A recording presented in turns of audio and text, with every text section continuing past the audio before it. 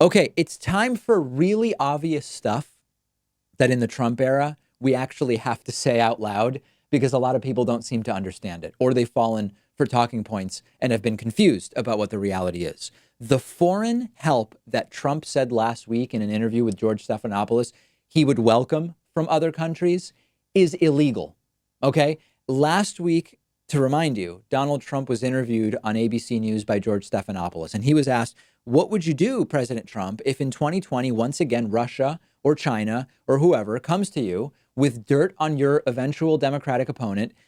And Donald Trump said that he would accept the information because, of course, nothing says I didn't collude in 2016 like saying I'd be willing to collude in 2020. Let me remind you of what Donald Trump said, just so we all are familiar with the clip I'm referring to. Should he have gone to the FBI when he got that email? Okay, let's put yourself in a position. You're a congressman. Somebody comes up and says, hey, I have information on your opponent. Do you call the FBI? I don't think. Coming from I'll tell you Russia, what, you do? I've seen a lot of things over my life. I don't think in my whole life I've ever called the FBI. In my whole life. You don't call the FBI. You throw somebody out of your office. You do whatever you do. Al Gore got a stolen briefing book. He called the FBI. Well, that's different. A stolen briefing book. This isn't a stolen. This is somebody that said, we have information on your opponent. Oh, let me call the FBI. Give me a break. Life doesn't work that way. The FBI director says that's what should happen. The FBI director is wrong. Your campaign this time around, if foreigners, if Russia, if China, if someone else offers you information on an opponent, should they accept it or should they call the FBI? I think maybe you do both. I think you might want to listen. There's nothing wrong with listening. If somebody called from a country, Norway, we have information on your opponent. Oh, I think I'd want to hear it. You want that kind of interference in our elections? It's not an interference. They have information. I think I'd take it. If I thought there was something wrong, I'd go maybe to the FBI if I thought there was something wrong. But when somebody comes up with Oppo research, right? They come up with Oppo research. Oh, let's call the FBI. The FBI doesn't have enough agents to take care of it. But you go and talk honestly to congressmen. They all do it. They always have. And that's the way it is. It's called Oppo research. Okay, so all of that foreign Oppo research that Trump is referring to is illegal to accept as an American presidential candidate. There's a very good piece in the LA Times which outlines a variety of different views on this. And what's important to understand is that it is, quote, unlawful for a foreign national directly or indirectly, keywords, directly or indirectly, to make a contribution or donation of money or other thing of value, important, or to make an express or implied promise to make a contribution or donation in connection with a federal, state, or local election.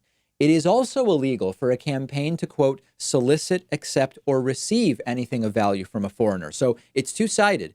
It's illegal for the foreigners to do it. Whether you can actually hold them accountable if they're not in the United States is a question mark. It seems to be no.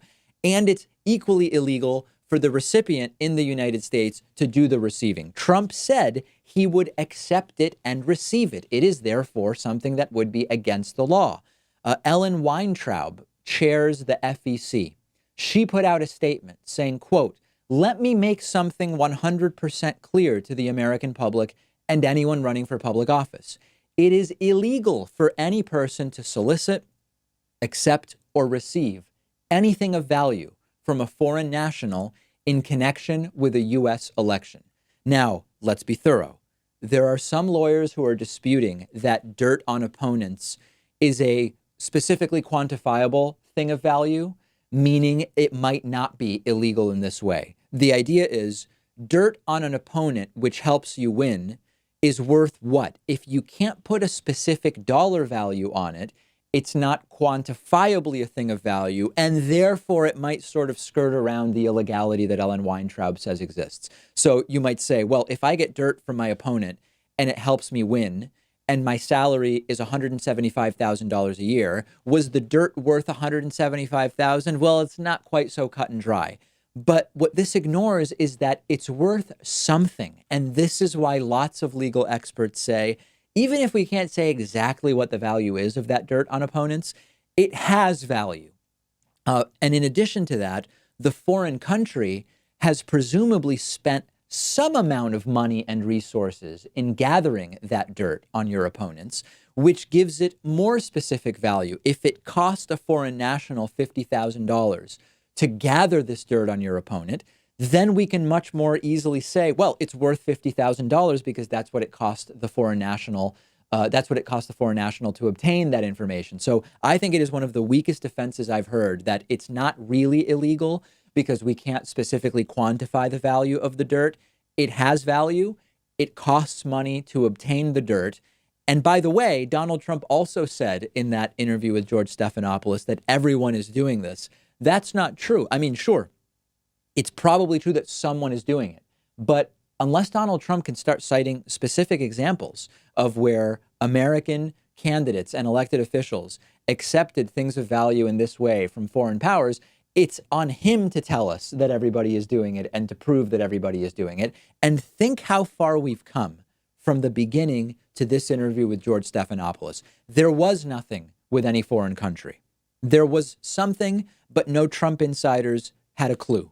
There was something, and some Trump insiders had a clue, but it wasn't illegal to, oh yeah, we do it all again in 2020, emboldened like the sort of little kids that they effectively are. Don't let them get away with this.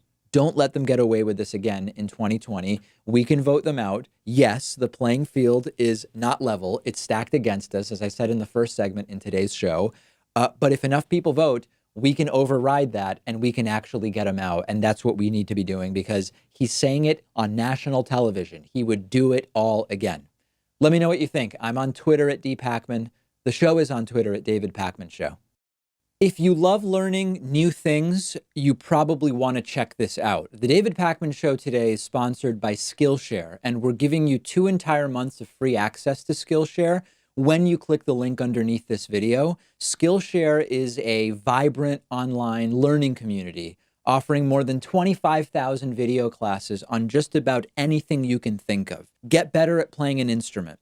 Learn to use Photoshop, how to edit videos. They have classes on drawing, painting, business, cooking, nutrition, personal productivity, and I'm not even really scratching the surface. I recently took a great class on introductory watercolor painting.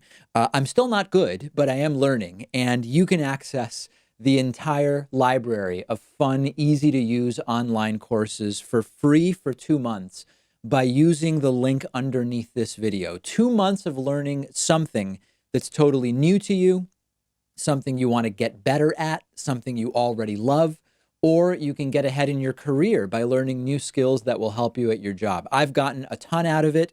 Pat has taken some courses that he's found really valuable, and I think you'll love it too. Get started for free by clicking the link under this video.